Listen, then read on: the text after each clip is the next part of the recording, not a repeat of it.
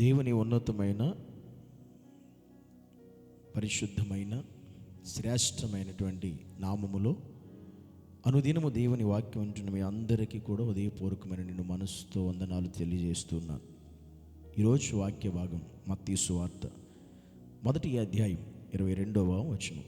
ఇదిగో కన్యక గర్భవతి అయి కుమారుని కనును, ఆయనకు ఇమ్మానుయేలను పేరు పెట్టుదురు. పుట్టినటువంటి ప్రభువైన యేసుక్రీస్తుకి ఆయన యొక్క జన్మ ఎలాంటిది అంటే, కన్యక అయిన మరియ గర్భములో ఉద్భవించినటువంటి దేవుడైన.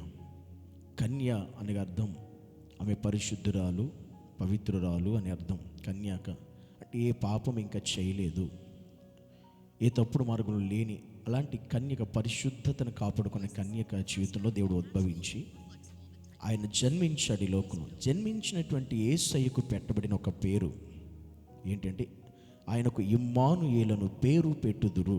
యేసయ్యకి అనేక నామములు ఆయనకున్నాయి. ఈ లోకంలో అనేక నామములు, పేర్లు ఆయనకి పెట్టబడ్డాయి. అనేక పేర్లు చేత ఆయన పిలవబడుతూ ఉన్నాడు.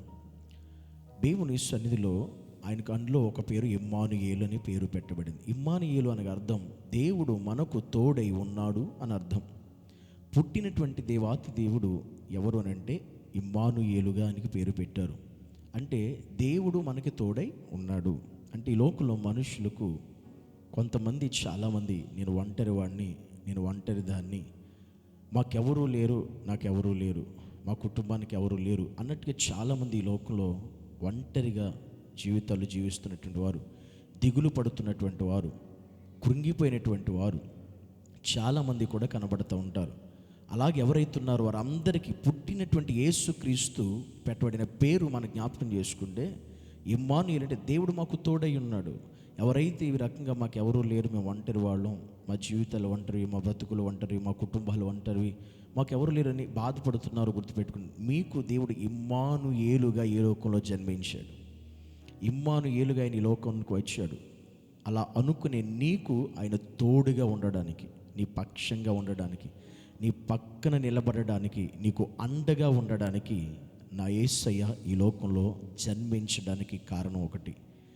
ఇమ్మానుయేలుగా ఉండడానికి, తోడుగా ఉండే దేవుడైన, నిన్ను విడిచిపెట్టే దేవుడు కాదు, నీకు దూరంగా ఉండే దేవుడు కాదు, నీకు సమీపంగా ఉండే దేవుడు. నువ్వు ఇష్టపడితే, నువ్వు కోరుకుంటే నీకు సమీపంగా, నీకు తోడుగా ఉండి నిన్ను బలపరిచి, ధైర్యపరిచి, నిన్ను ఆదరించి, నిన్ను ఓదార్చి, నీకు బలమునిచ్చి, నీకు శక్తినిచ్చి, ఆరోగ్యమిచ్చి, నిన్ను వెన్నంటి ఉండి నిన్ను నడిపించి చివరికి నిన్ను ఆయనతో పాటుగా తీసుకువెళ్ళే అంతగా నీకు తోడై ఉండే గొప్ప దేవుడు కన్య గర్భమున పుట్టినటువంటి యేసుక్రీస్తు.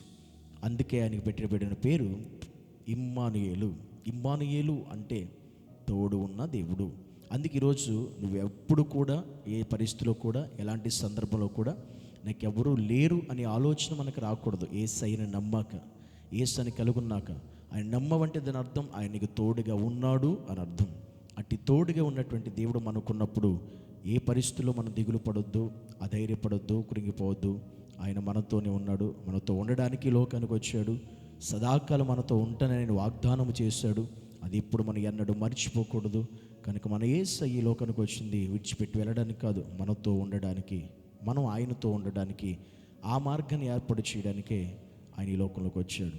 కనుక మన జీవితంలో ఇమ్మానుయేలుగా మనకు తోడై ఉన్న దేవుని బట్టి మనం అనుదినము ఆయన స్తుతించేవారమై, ఘనపరిచేవారమై, ఆరాధించేవారమై ఉన్నాం.